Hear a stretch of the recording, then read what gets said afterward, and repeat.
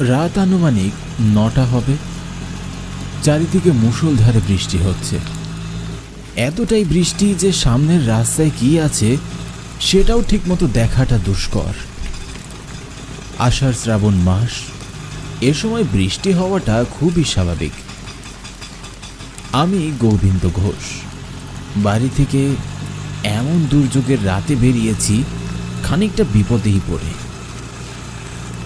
ছোটবেলা থেকেই আমার মায়ের জেদের সামনে কেউ টিকে থাকতে পারে না। মা যখন যা বলবে তখন সেটাই হতে হবে।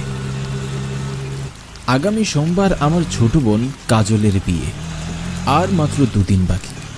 বাবার এক অনেক পুরনো বন্ধুর বাড়ি ঋষিপুর। আর মায়ের এক কথা, আমি যেন আজই ওনার বাড়ি গিয়ে কাজলের বিয়ের নেমন্তন্ন দিয়ে আসি।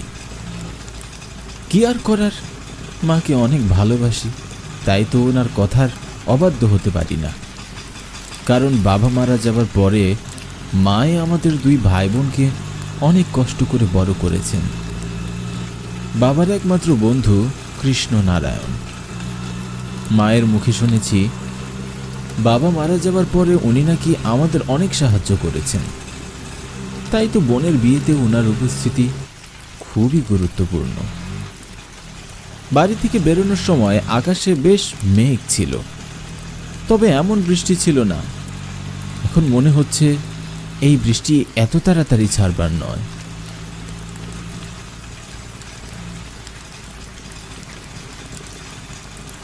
আমি যখন এসব ভাবছিলাম, হঠাৎ গাড়ি চালক অনেক জোরে ব্রেক কষলেন। আমি গাড়ি থেকে প্রায় পড়ে যাব এমন অবস্থা।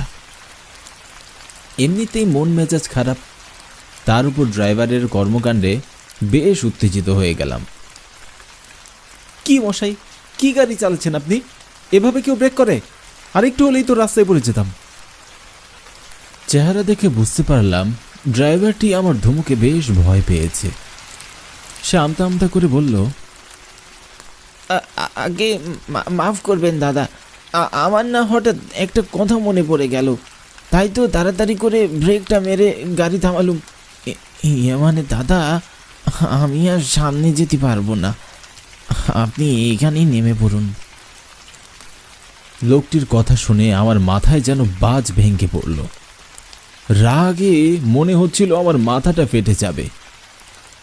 অনেক কষ্টে নিজের রাগটা কন্ট্রোল করলাম আর বললাম, আপনি কি আমার সঙ্গে রসিকতা করছেন? ঋষিপুরের ভাড়া ঠিক করেই তো আপনার গাড়িতে উঠেছি, তখন তো কিছুই বললেন না। তাহলে এখন এই মাঝপথে রাস্তায় এসে কি হলো আপনার? আর তাছাড়া আমি রাতের বেলা এই শুনশান রাস্তায় গাড়ি পাবো কোথায়? দেখুন দাদা, আমি এত কিছু বুঝি না, দরকার হলে আমাকে কোনো ভাড়াই দিতে হবে না, তাও আপনি গাড়ি থেকে নেমে যান। হ্যাঁ শুনুন, আপনাকে বলি, যদি পারেন পায়ে হেঁটে চলে যান, কারণ এই রাস্তায় বৃষ্টির মধ্যে কোনো গাড়ি চলাচল করে না। কোনো গাড়ি চলাচল করে না কেন? আর গাড়ি চলুক বা না চলুক আমি এত কিছু জানি না। প্রয়োজন হলে আপনার ভাড়া আরও বাড়িয়ে দিচ্ছি, তবু আপনি নিয়ে চলুন। দাদা, আমি গরিব হতে পারি কিন্তু লোভী না। আমি আপনাকে সত্যি নিয়ে যেতাম যদি বৃষ্টি না আসতো। আমি শুনেছি ঋষিপুর রাস্তায় যদি বৃষ্টির মধ্যে কোনো গাড়ি চলে তাহলে তার সাথে অনেক খারাপ কিছু ঘটে। বেশিরভাগ সময়ই সড়ক দুর্ঘটনা ঘটে। আপনি আমাকে ক্ষমা করে দিন বাবু।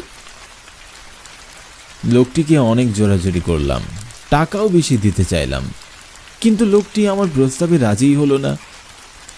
লোকটি বানিয়ে বানিয়ে কি সব বলে আমাকে বোকা বানিয়ে নামিয়ে গাড়ি নিয়ে চলে গেল। বৃষ্টির মধ্যে আমি এখন একা দাঁড়িয়ে। ভাগ্যিস বাড়ি থেকে বেরোনোর সময় ছাতাটি হাতে এনেছিলাম, নইলে আরো বিপদে পড়তে হতো। ছাতাটি মাথায় ধরে অন্ধকার শুনশান রাস্তার একপাশে দাঁড়িয়ে রইলাম গাড়ির অপেক্ষায়। আশেপাশে কোথাও কেউ নেই, একদম ফাঁকা। রাস্তার দুপাশে কিছু ঝোপঝাড় ছাড়া আর কিছুই চোখে পড়ছে না। আর কানে ভেসে আসছে শুধু ছাতায় পড়া ফোঁটা ফোঁটা পানির আওয়াজ।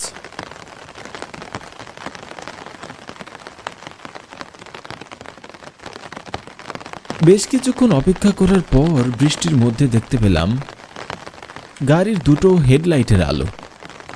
আমার মুখে যেন হাসি ফিরে এলো।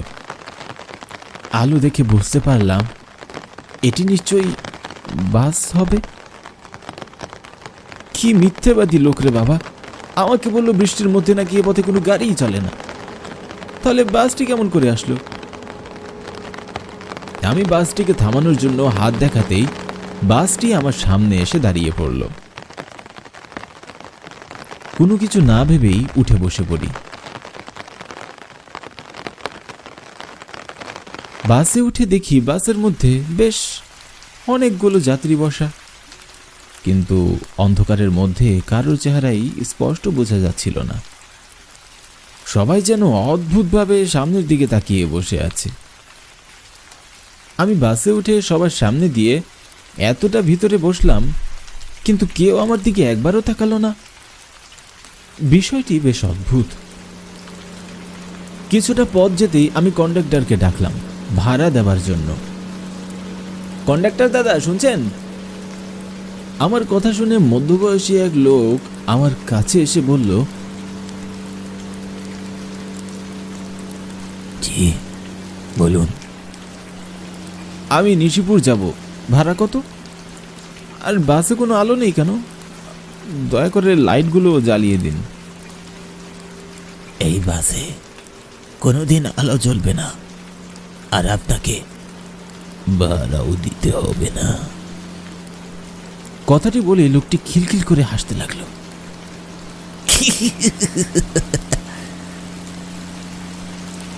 মনে মনে বেশ আতঙ্কিত হলাম। পাগল নাকি রে ভাই? কি সব বলছে? যাক গে, আমার কি, ভাড়া না নিলে তো আমারই ভালো। তারপরও কৌতূহলবশত লোকটিকে এই রাস্তাটির কথা জিজ্ঞাসা করলাম। আচ্ছা, আমি শুনেছি এই রাস্তায় নাকি বৃষ্টির মধ্যে কোনো গাড়ি চললে দুর্ঘটনা হয়, কথাটা কি সত্যি?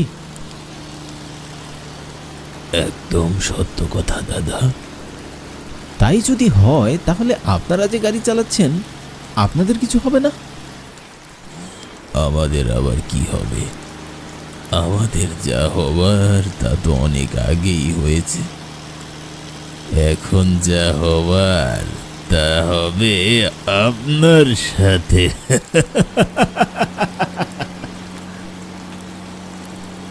কন্ডাক্টরের হাসি দেখে বাসের সবাই হাসতে লাগলো। আমি ভালো করে তাকিয়ে দেখি সবার মুখগুলো একদম ফ্যাকাশে। দেখে মনে হচ্ছিল কারো শরীরে এক ফোঁটাও রক্ত যেন অবশিষ্ট নেই। আমি লোকটির কথার কোনো সঠিক মানে বুঝতে পারছিলাম না। হা করে তাকিয়ে সবার হাসি দেখছিলাম। আমি কি বাসটিতে উঠে কোনো বিপদ কাঁধে তুলে নিলাম? কি হচ্ছে আমার সাথে? এমন সব প্রশ্ন আমার ভিতরে ঘুরপাক খাচ্ছিল। মনটাকে যেন কিছুতেই শান্ত করতে পারছি না। হাসি থামিয়ে কন্ডাক্টর আমাকে উদ্দেশ্য করে বলল, আমরা কেউ বেঁচে নেই। আমরা এরকমই এক বাদল রাতে বিয়ের বরযাত্রী নিয়ে বাড়ি ফিরছিলাম। আমরা জানতাম না যে এই রাস্তায় বৃষ্টির রাতে গাড়ি চালিয়ে গেলে বিপদ হয়।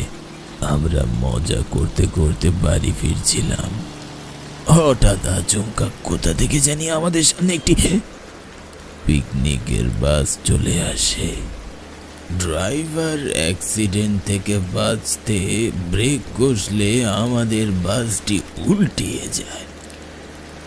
তখনও আমার জ্ঞান ছিল। আমি দেখলাম আমার সামনে আর কোনো পিকনিকের বাস নেই, কিচ্ছু নেই। তখনই দেখলাম আমাদের সামনে কয়েকজন যুবক ছেলে দাঁড়িয়ে হাসছিল। এরপরে আমার প্রাণ আর আমার মাঝে রইল না। আমরা সবাই মারা পড়ি। এরপর থেকে আমাদের আত্মা এই রাস্তায় ঘুরে বেড়ায়।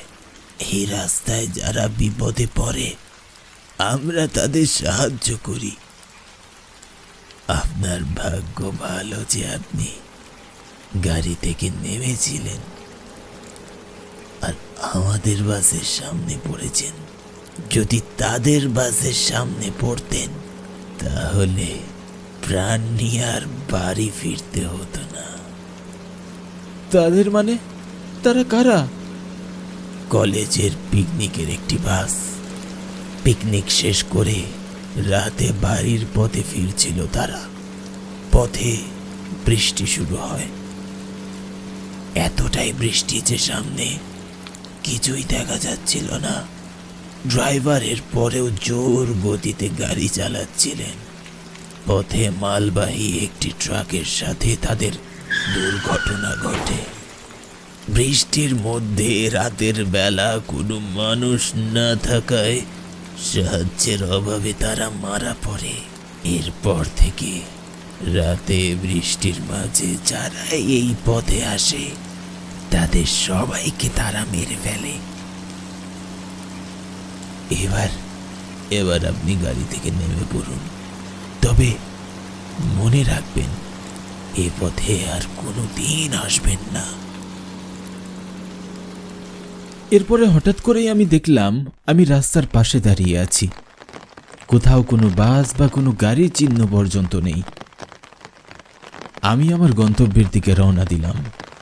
তবে আমি কখনো ভাবিনি আজ রাতটা আমার জন্য এমন ভয়ঙ্কর হবে। ঋষিপুর গ্রামের কাজ ছেড়ে পরের দিন সকালে বাড়ি ফিরি আর মনে মনে প্রতিজ্ঞা করি এমন পথে আর কোনোদিন পা বাড়াবো না।